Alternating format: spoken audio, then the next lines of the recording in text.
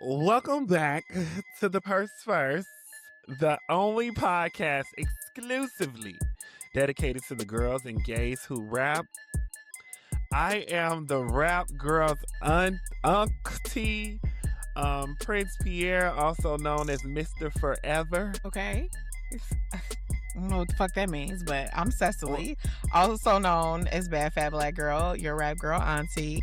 Well, who is Mr. Forever? That sounds like we'll a talk DJ in about it. Vegas. We'll talk about it later when we get to the. Okay, fine.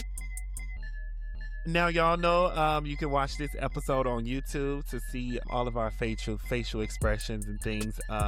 You get more for your buck on the YouTube and the Patreon. You also, on Patreon, you get bonus content. And, of course, what we decided was our secret sauce as last. For the audio-only girls, you still get the best part of the show, which is us. But we still need those ratings and reviews. So make sure you give us 5 stars and just leave a comment saying you enjoyed the show today, and help us out. Give us some topics. Like, talk back to us, y'all. Like, don't let this relationship be transitional and one-sided. Okay, girl. Like, All right. Thanks, together. y'all.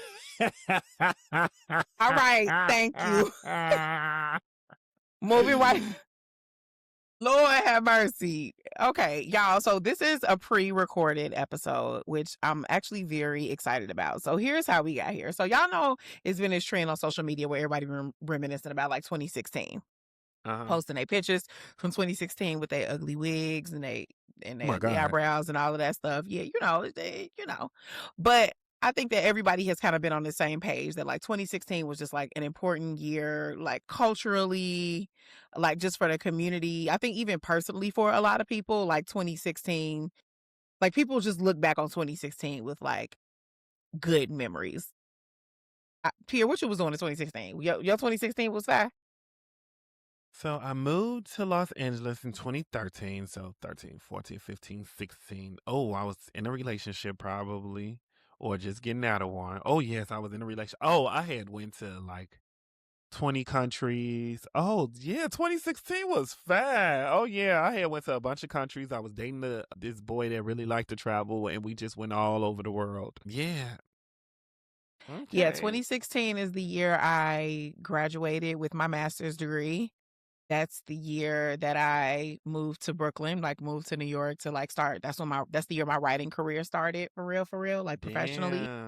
That is also the year, like I went to Formation World Tour that year. I'm pretty sure that was the year Beyonce dropped Lemonade. Maybe she had dropped it the fall in 2015. Yeah, 2016 was a very good year. So I was really trying to figure out like how to incorporate that into the show somehow. And I was kind of disappointed because it was not a lot going on with female rap in 2016 because like obviously we had Nicki's, run but Bodak Yellow didn't come out until 2017, which, Cardi did play a very important part in kind of like ushering in this kind of the revival of more female rappers existing. Yes, the young hoe renaissance, if you will. Like the one thing that was Nicki was definitely doing a lot of features. Rake It Up came out that year and I was running Rake It Up into the ground. Yo Gotti and Nicki Minaj's Rake It Up went triple platinum. When did Remy get out of jail? I wonder, is that the year when? Yeah, when did Remy Ma get out of jail? 2014. Okay, so that was post Sheether and all of that. Yeah. But so then I'm like, well, damn, like what was going on? It had to have been something. And then I was like, wait, Bodak Yellow wasn't out yet. But on March 7th, 2016, or it's either March 6th or March 7th, Cardi B dropped her first mixtape, Gangsta Bitch Music, Volume 1. And that was its own cultural reset, which we are going to talk about. And when I tell you that mixtape went platinum in my car until I sold my car, and then platinum in my headphones and platinum in my house, I wore this mixtape out. And it came out in 2016. So today, we are going to revisit Cardi B's first ever mixtape, Gangsta Bitch Music, Volume 1. Now, this mixtape charted at like number 30 on the hip hop and R&B chart. And for context of what was happening with Cardi at this time. So Cardi B was still on Love and Hip Hop when she dropped this mixtape. I think this was like in between her first season. She maybe was going into her second. And she was like the breakout star Yes. of these 2 seasons of Love and Hip Hop. That cannot be understated. And Mona Scott really kind of plucked her straight from the internet. I think that also is kind of important because she was the first of the cast that wasn't explicitly like a music person or somebody who was dating a music person. Literally, Mona Scott was like, this girl has a lot of personality and it's funny as hell in the internet. Like, cause Cardi was already big on Instagram and Vine at that time. This girl is funny. People love her. She has a huge following. She's already in New York. I'm going to put her on the show. And I wanted to just sit with this for a minute before we actually get into the mixtape, because I think this is also part of the reason why people like Pierre think that Cardi is like, you know, the downfall of like female rap or whatever, because she was always such a personality first. And I wanted to just talk about that for a minute, because I think a lot of people thought that about her even joining Love and Hip Hop before she even dropped any music, that like, why does she get to go on the show from making these silly little videos? Obviously, I think 10 years later, we have a very different understanding of content creation. And when you go back, if you deep dive back into this, like I had to do, you will see this is Cardi's first look. This is how Cardi originally looked. I asked you a very specific question about the culture, about the industry, and who gets access, and you want to come on here talking about what this girl look like. Because I just went back and watched some videos and I was like, oh my God, I remember when Cardi looked like this. I remember when Cardi looked like this. And it's ironically, I loved her more back then. I still love her now, but I loved her more back then. But one of the things I do that I realize is a huge part of hip hop is strip culture, strip club culture. And strippers play a huge part in rap and hip hop. And in the 2016 era, a lot of times, most of the female rappers came from the strip club. And Cardi B is no exception to that. She was a former stripper, exotic dancer. And I think that plays a part in hip hop. And I think that allows her some type of leverage in the rap world. Yeah. I think it's like the same type of credibility as like when niggas actually sold drugs and then became rappers. It's almost like, yeah, you have, because it's like if you gonna rap about like getting money from niggas, like we know that you got money from niggas because you was a dancer. Drug. Oh yeah. And but yeah, it is interesting to think though that like Cardi's formula really hasn't changed. And I do think that the fact that we can look back on this 10 years later, where Cardi is now on her solo tour for her sophomore album, that wasn't a trend. Like that, it wasn't a trend that, you know, the personality like could have the long, and she didn't have to. And this is what I personally think Cardi had going for her. Cardi did not ever have to figure out a personality for her career, like we have seen a lot of other artists struggle with. Chicken wing necklace. Cardi always had the personality, and then the music always just find her talent. went right. The music always went right into it. So with that being said, I feel like we should just kind of get into like go down this memory lane with like some of these tracks, because even like these songs, like some of these songs, it's like her lingo. Like it's but I was her gonna mind. Say, yeah. I feel like Gangsta Bitch music, volume 1 and 2, it was easy for Cardi and her writers because they had the material. They had the material based off she was already doing love and hip hop, and she had already, you know what I'm saying, you know what's popping and all that weird like. So it was easy. One of my favorite songs, which we'll talk about, is Forever. And that came from, you know, her being on stage saying, her being on Love and Hip Hop and saying, we go be forever.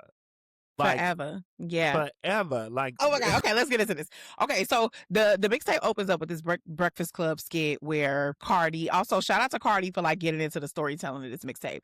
She's being interviewed by the Breakfast Club and they're asking her like how she got into music. And she was like, well, I actually always wanted to do music, even when I was in high school. But when you growing up, you get into life, you have to pay the bills and do, and take care of stuff. And she was like, once I finally had enough money to be able to, I was like, oh, well, now let me pursue my passions, which is something I always wanted to do, which is music. And then we go into the first song, which is Trust Issues, which is not the strongest opener for me for this album. It's just like a very like basic, Drake. it's kind of slow tempo. Yeah, it's like a Drake type. Yeah, that's literally what it is. But then the immediate next song is On Fleek.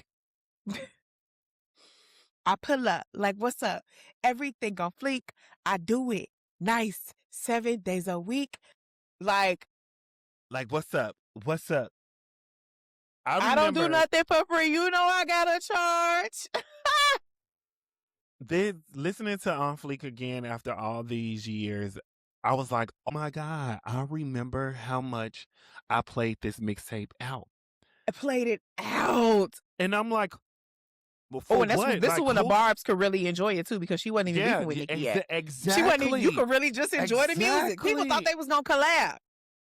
Exactly. That was the first thing I thought of. I was like, I literally played this out because it was just natural. We didn't think it was competition. We didn't think, we just listened to the music. Imagine how prolific is that? We were so naive, so young and so naive. How could we have known?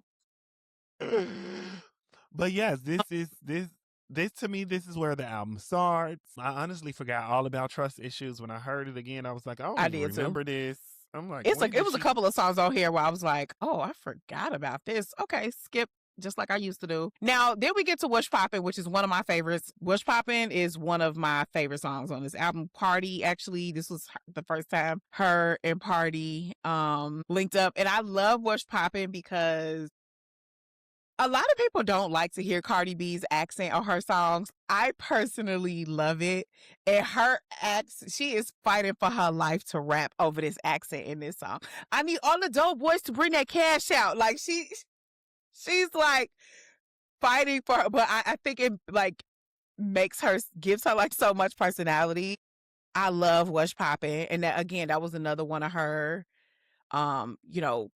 she was like known for her accent on social media. So she would say shit like, what's poppin'? Like, her little laughs and stuff. And she just poured all of that into the album. That's I would say that's my second favorite song on the album is What's Poppin'.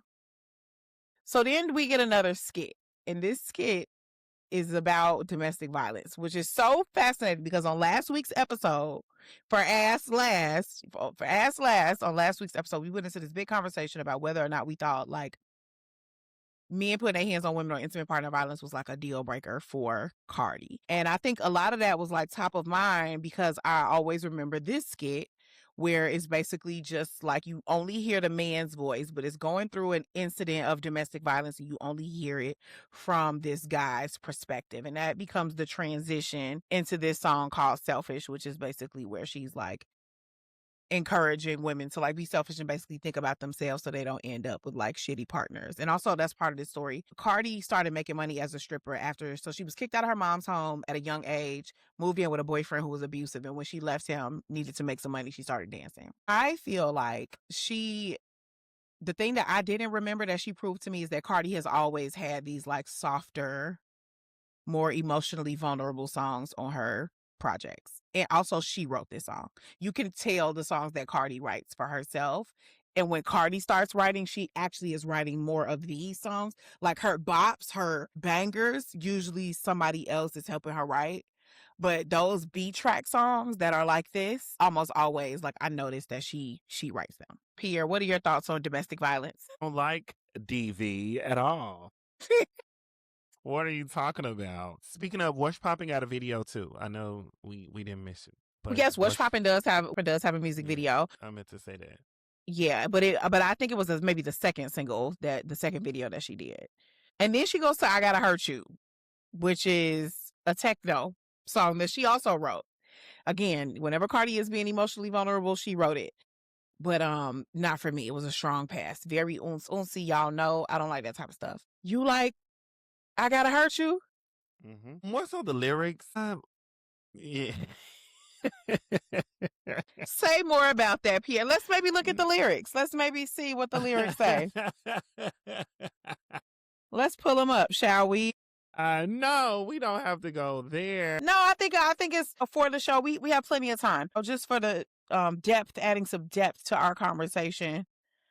Let's just see what the lyrics say. You know, I could love you with all of my heart. You're my baby, and I love you. I just feel the need to hurt you. Maybe I'm scorned. Maybe I need a therapist. Maybe I'm petty. I want to hurt you. I want to hurt you. I want to hurt you. I need to make sure you remember me forever. To me, that is who Cardi is. I think a lot of times we forget and we think she is this. That is Belcalis. I'm so mad that none of her ex-husbands or baby daddies, like none of them remembers this. All of them think it's this sweet little rich girl that they just got on top of and made them carry her children and just thought shit was going to be sweet. This woman is going to win in the end every single time. This is who I think Cardi is. I think the second verse, for some, I think this context is important. Hi there, my name is Cardi. I don't know, I love it. Loneliness, it fulfills my sorrow. You may think I have no tomorrow. It's easier to die than to live, but I will show you that I'm strong enough to use you and abuse you, and I'm gonna live, and I'm gonna win. I'm gonna win. I want to hurt you. It goes into the chorus. So yes, I'm happy to hear that resonates with you so much, Pierre. I'm a Gemini. I'm gonna get you back. And that's basically what the song is about. Like, I'm not finna be no pussy ass bitch and just lay there. This basically her I will survive. This is her I will survive. She has never been a victim. She said, yeah, I'm not finna lay down in no motherfucking ball like no pussy ass hoe. Period. So then it goes, after she have her little sad girl moment, then we go on to, which is my favorite song on the album. I think a lot of people's favorite song. This is the official single of the album. She had a music video for this, which is actually the first ever solo music video that Cardi has ever done, which is Forever. Now, I also want to announce that we actually are going to be doing a new series on our Patreon called First Look, where we take a look at the first ever music video of a rap girl or gay. And so today, for Patreon, our exclusive bonus content today, we are going to be watching and reacting live to Forever by Cardi B. This song went triple platinum in my head and heart.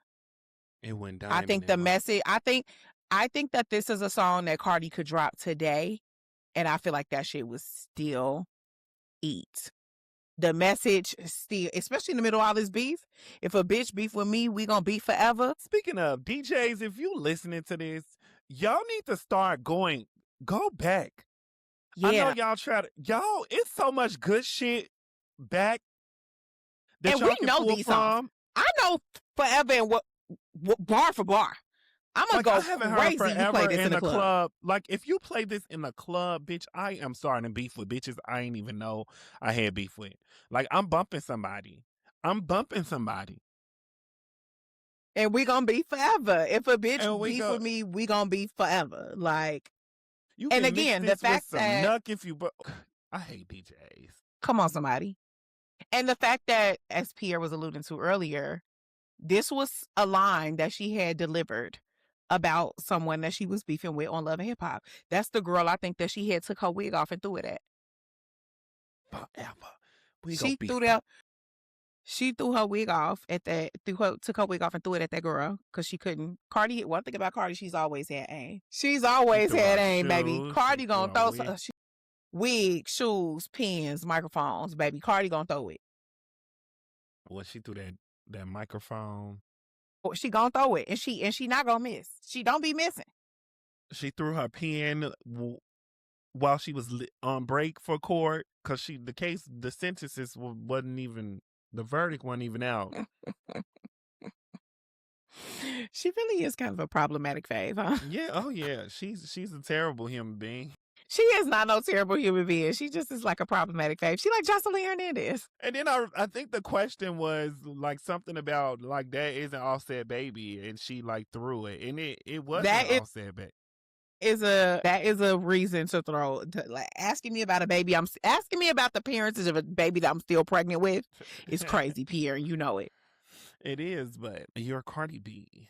So then we get into Trick, starts with a skit, then it's a song. I also love that song. Wait, which one of these songs is what she be like, the real niggas fuck with me, the bad bitches fuck with me. If you don't, probably because you broke or you ugly. Is that What's Poppin'? Wait, what song is that? Or is it Lit Thought? What's Poppin'?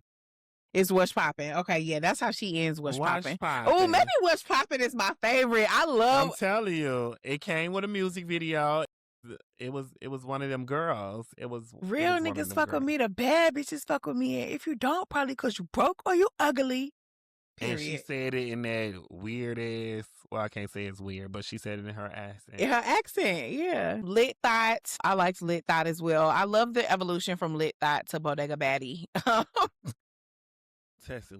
I just really appreciate that. I feel like one thing I also will say about Cardi is I feel like Cardi has always been engaged and kind of reactive to the conversation happening about her. So like this was an era where, you know, obviously a lot of this language is very trendy. We got On Fleek, we got Thought. 2016 is really when Thought became like a popular word in the zeitgeist. I had a t-shirt that said Thought. And so she's calling herself a lit thought. Mm-hmm. Yeah, and I remember on Forever, and I think we'll watch the video later. Like, I think it started off with them talking about her teeth or something like that.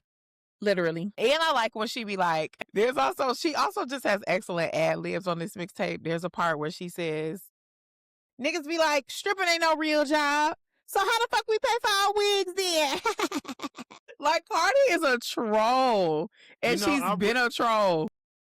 You can tell rap was fun, and I really wish it was still fun to her. I think she has evolved, and it's more of a job. And every artist goes through this. I remember the Freaky Boys went through this. Like, the beginning stages where it's just fun, I think people relate more and they have fun with you, versus when it's now we have to be more buttoned up and we have to actually care what we say on the track and be more serious. And this mixtape, it was just fun, and she was just in the booth having fun.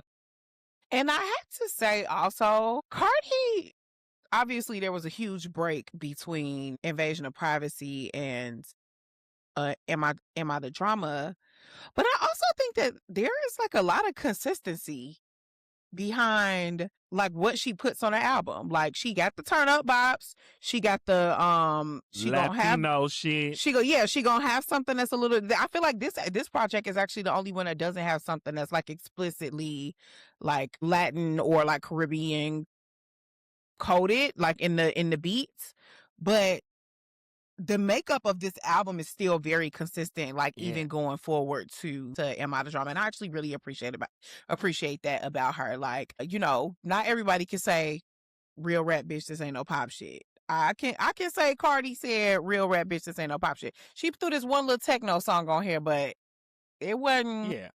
Re-listening to this album, I was like, oh, so she been doing, like, she been had a little sad song about a nigga. She been had a little bop.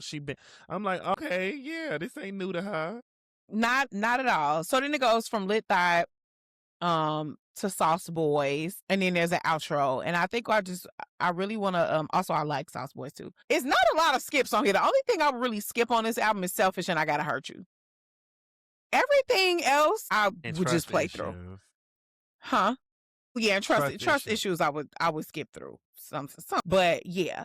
And then in the outro, I just want to shout it out because the outro is basically an interviewer is asking her, like, you know, you like, you know, just want to leave anybody with any like words of encouragement, and she's just like, be you.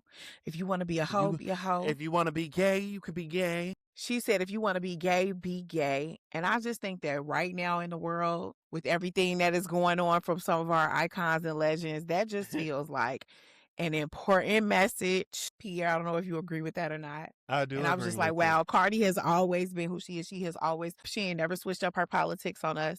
She ain't never pretended to be nothing that she wasn't. And she is still on the right side of things. Yes, I Would you appreciate look at that.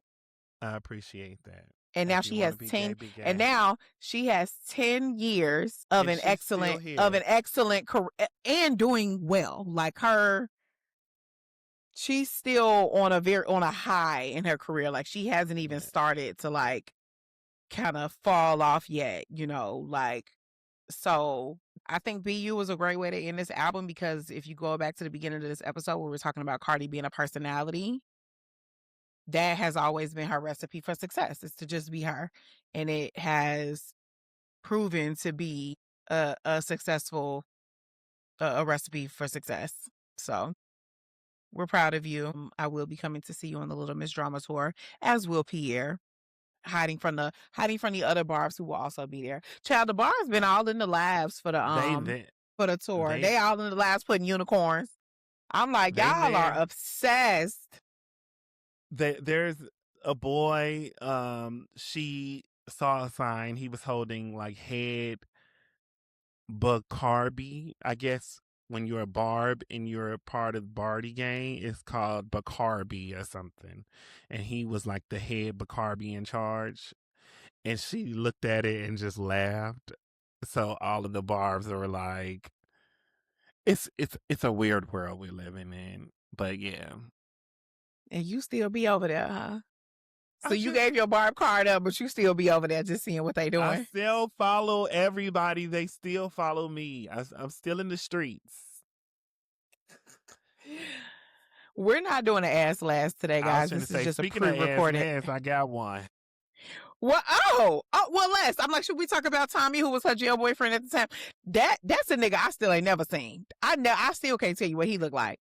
That was a big part of her storyline. Remember, Cardi had the boyfriend Tommy who was in jail. Oh yeah, I don't think that was true. I don't think that was true either. I think that was a storyline for the show because we literally never saw that nigga. And you know how niggas are. He would have got out of jail. His bitch was famous now, baby. He'd have been all in the blogs.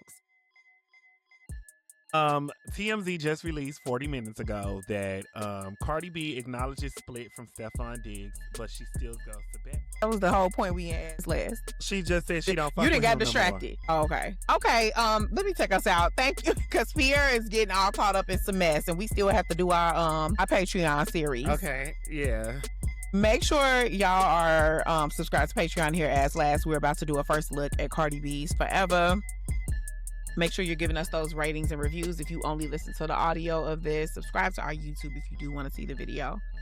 And then follow us on social media. You can follow the show at Purse First Show on Instagram. You can follow Pierre on Twitter, where he lives, at Prince Charming P. You can follow me on Instagram, TikTok, at Bad Fat Black Girl. Also, someone tell me that I should be saying this. You can also subscribe to my TikTok, badfatblackgirl.substack.com. It's where I am, apparently a lot of people don't know this. I'm a writer. And so that is where I do a lot of my writing.